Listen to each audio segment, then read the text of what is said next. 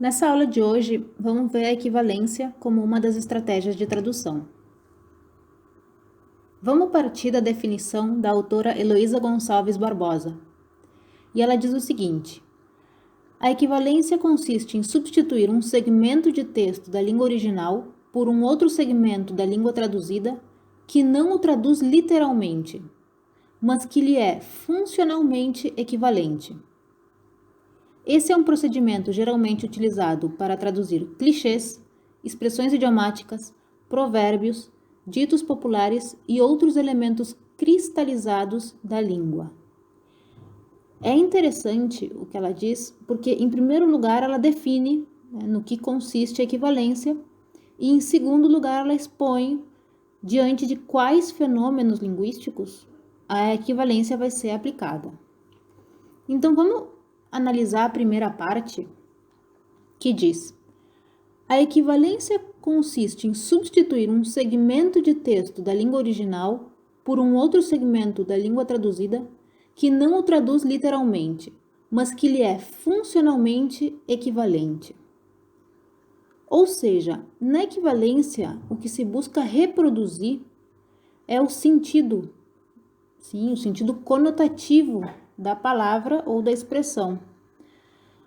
Por isso se fala em equivalência funcional, né? Por isso que ela fala de funcionalmente equivalente, porque o que se tenta reproduzir é a função da expressão, e não necessariamente as estruturas, ou o estilo, ou o léxico empregado. E a autora continua na segunda parte, dizendo: esse é um procedimento geralmente utilizado para traduzir clichês, expressões idiomáticas, provérbios, ditos populares e outros elementos cristalizados da língua. Então, isso aqui a gente já esteve vendo, né? Com elementos cristalizados, ela está fazendo referência às unidades fraseológicas. E ela diz que, geralmente, a equivalência é utilizada diante desses fenômenos. Mas a gente pode ampliar um pouco essa definição e dizer que a equivalência também pode ser aplicada diante de qualquer expressão que tenha sentido conotativo.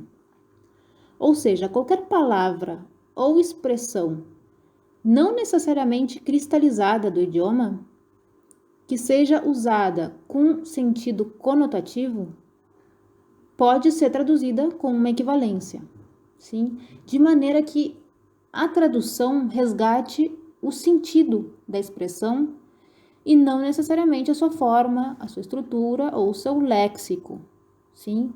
O que se reproduz é o sentido, é o significado.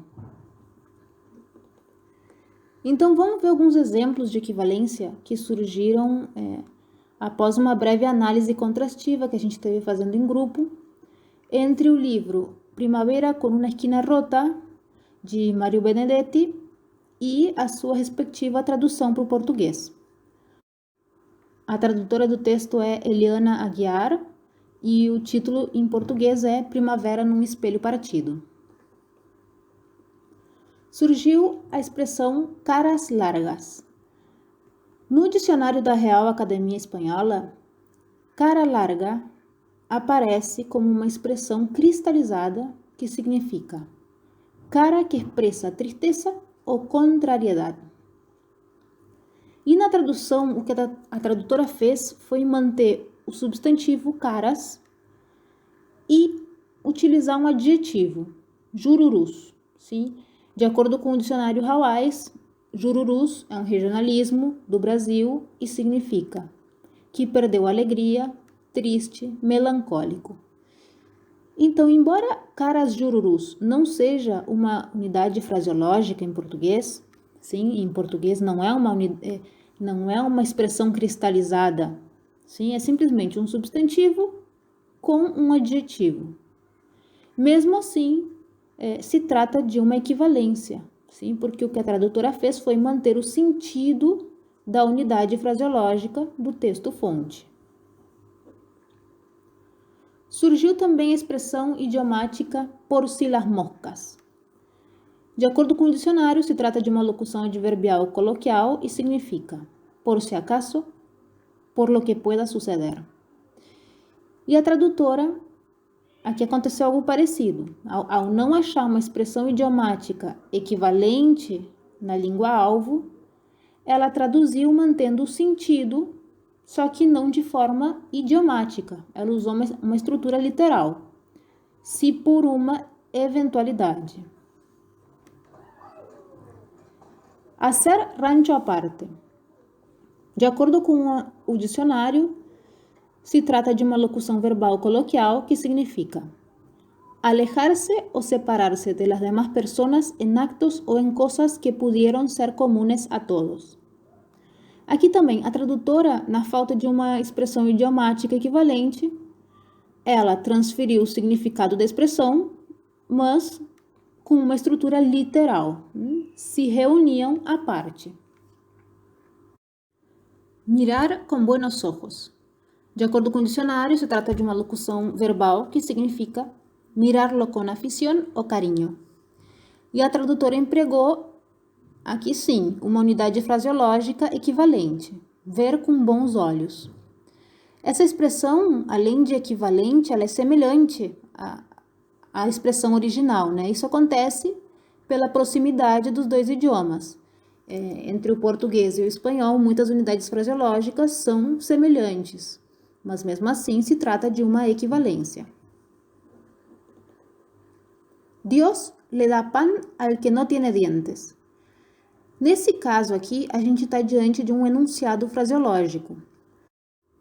Lembrem que os enunciados fraseológicos carregam uma ideia completa. Sim, eles têm valor de frase.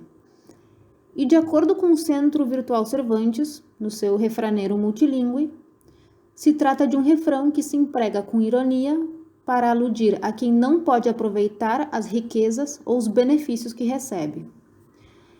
E a tradutora empregou um refrão equivalente em português. Deus dá nozes a quem não tem dentes. Essa aqui é só uma introdução à equivalência. A gente vai continuar vendo essa estratégia durante o ano e praticando nas nossas traduções. E em caso de dúvidas, consultem no fórum de intercâmbio.